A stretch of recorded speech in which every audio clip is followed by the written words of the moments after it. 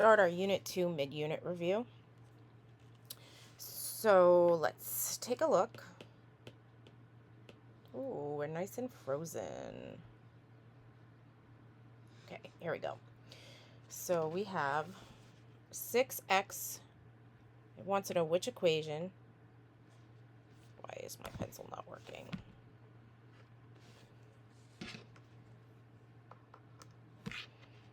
Let's see. We want to know, I'm going to try to do this with my hand. Draw with touch. 6x plus 9 equals 12.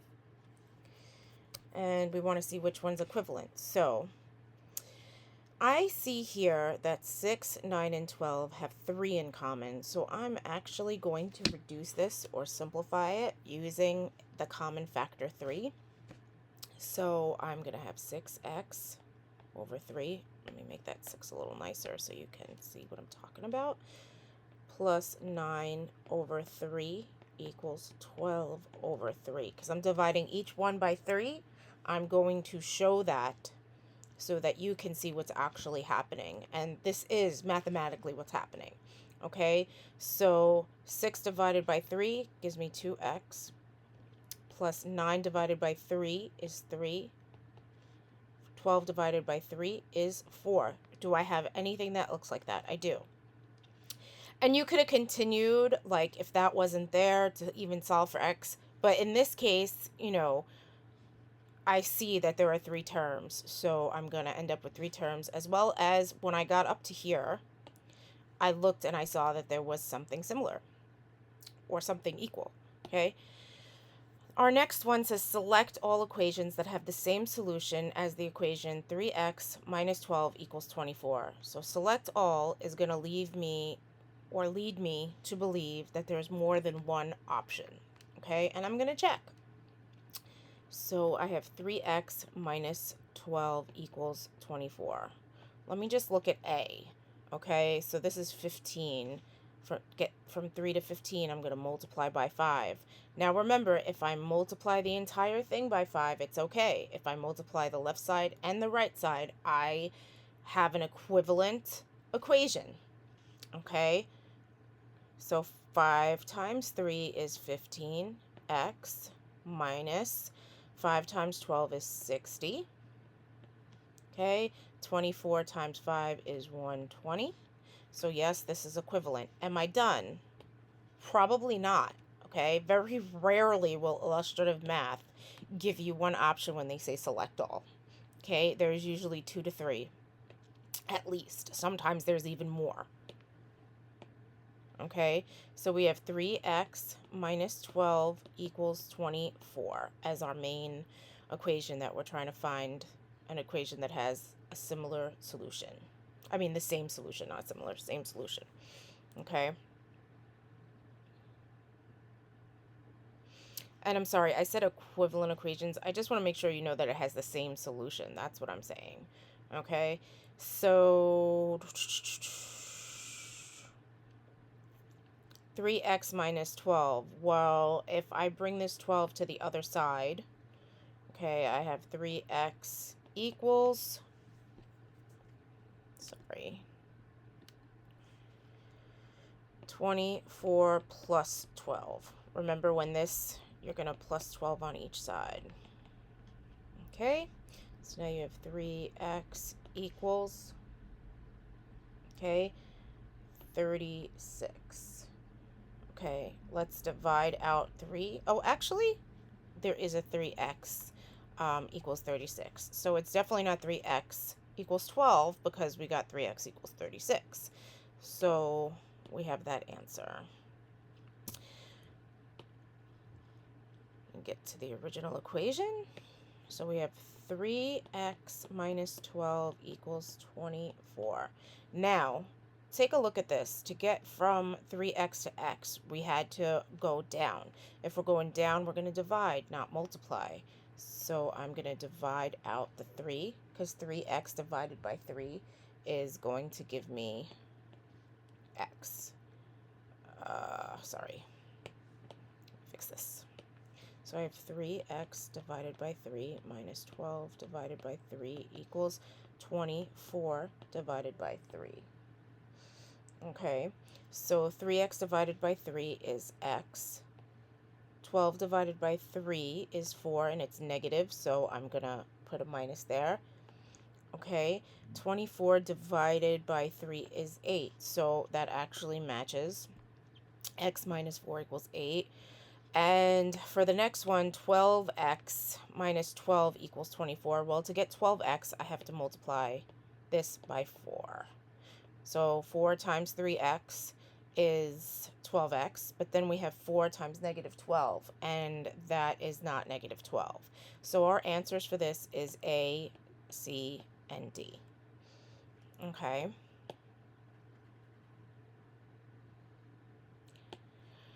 So let's go to number 3. A chef bought $17.01 worth of ribs and chicken. Ribs cost $1.89 per pound, and chicken costs 90 cents per pound. The equation 90 cents plus 189R, 0.9C plus 189R equals 1701 represents the relationship between quantities in the situation.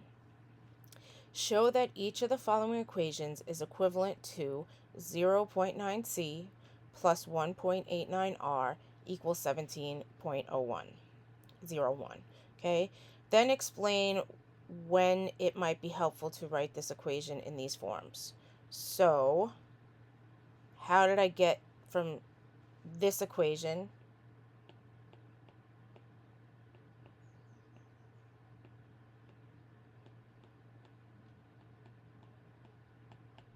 I'm actually going to write it neater. I'm going to need more space.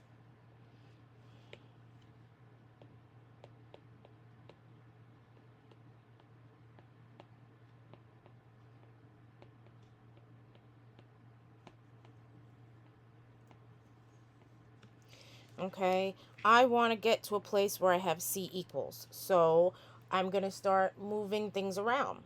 Now, I had told you, so C is the strongest thing here. It's pulling everything, let's say. I like to think of it like an atom, that's why. And everything else, right, where the electrons are, the electrons furthest away from the nucleus are going to go first. So what's furthest away from C?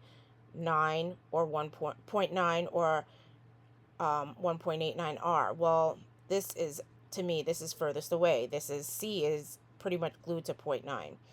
Okay, that's just the way I think of it. You don't have to. Sometimes you can use order of operations backwards, or would you rather multiply or add? And when you do, please excuse my dear Aunt Sally, multiplication comes first, but when we're solving equations, it's the opposite. So I want to get rid of 1.89R on both sides. Okay, so I end up with 0.9C equals 17.01 minus 1.89R. Okay, I still don't have C by itself. To get C by itself, since 0.9 is being multiplied by C, I'm going to divide out 0.9. That crosses out, and just to make it clearer, I end up with this equation. So C equals 17.01 minus 1.89R over 0.9. Okay? When might you want to use that? Well, you're going to want to use that when you want to find out how much chicken, how many pounds of chicken, right? Because the C and chicken costs 0.90 cents per pound. Okay, our C is our chickens. How many pounds of chicken? Okay, so if you're being asked how many pounds of chicken, well, you're solving for C. Okay, for R, it's being asked how many pounds of ribs. Okay, so because R stands for the ribs. Okay, so let's take the original equation plus 1.89R equals 17.01. Now, R is my nucleus. I'm not going to stop explaining it like that because I don't want to confuse you guys. It's just how I think of it. The thing that's furthest from R goes first, right? So that would be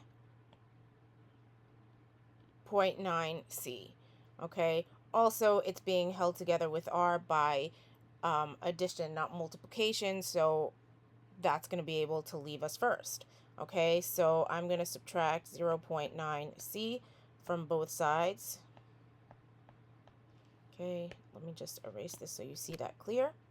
I end up with, and I'm going to write it over here, 1.89R equals 17.01 minus 0.9C.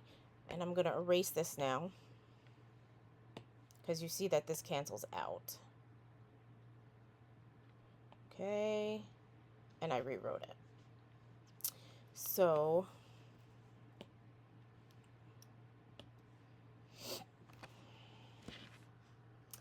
we have, okay, 1.89R equals 17.01 minus 0.9C. Now I'm saying it like that, but it's $17.01 minus 90 cents, okay? I put 9, but it's 90C. It means the same thing, but I should have the 2 decimal places. Okay. To show that it's 90 cents, but 0.9 is in the tens place. It would give me 90. Okay, 0.90 cents. Okay. So let's do some erasing so I have more space. So I have $1.89 per pound of ribs is equal to $17.01 minus 90 cents for pounds of chicken. And I want the R alone, so I'm going to divide out $1.89 from both sides, or 1.89, and that gets crossed out. So R equals 17.01 over 1.89 minus 0.90C over 1.89. I wrote it like this, so you can see now. I'm going to bring out the calculator so you can see the math. And I have 17.01 minus, divided by 1.89, and that gives me 9. That's right here. Okay, and 0.90 divided by 1.89. That gives me a lovely decimal that I'm going to go to math and hit fraction. That's 1. So math, enter, enter, and that gives me the fraction. And this actually is equivalent to negative 10 over 21C. Okay.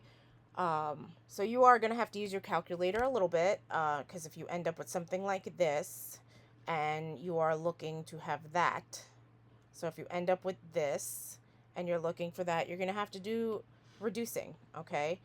And again, that is when you're looking for the pounds of ribs, right? You don't need to have it in C form or in this form because you're looking for the pounds of ribs, okay? And on your test, you are expected to explain that. I'm not going to write it out right now, but you are going to be expected to write it, okay? If the question asks you to explain, you need to explain.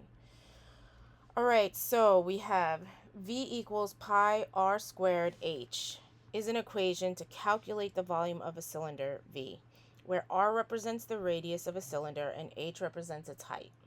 Which equation allows us to easily find the height of the cylinder because it is solved for h? So this is our original equation.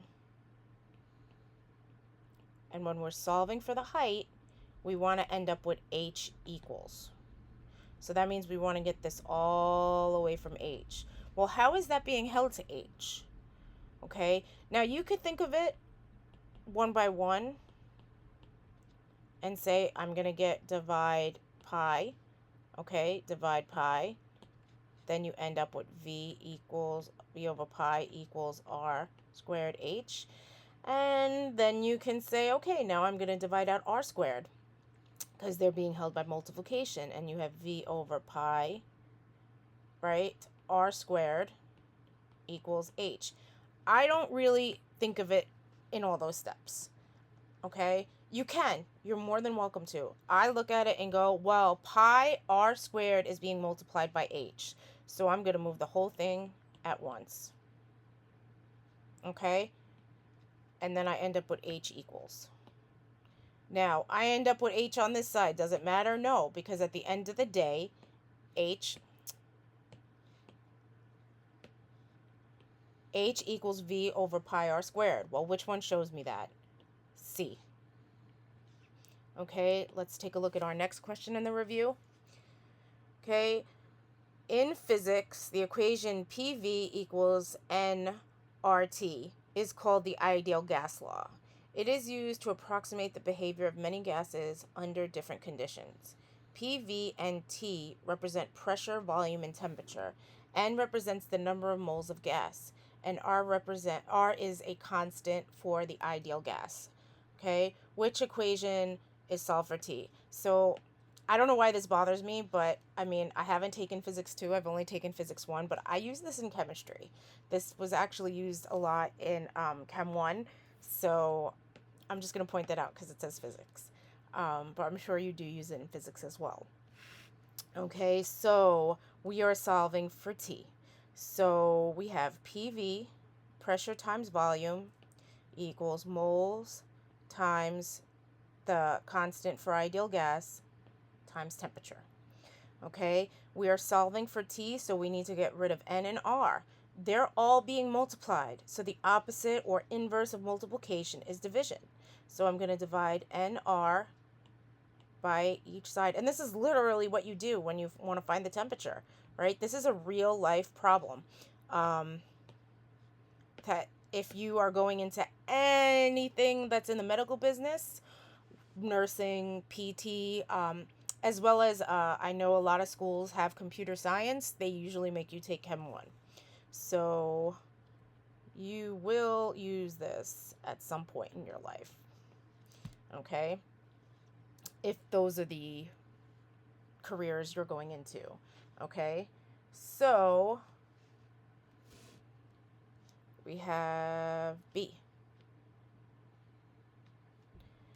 as our answer. And now I'm going to break the video.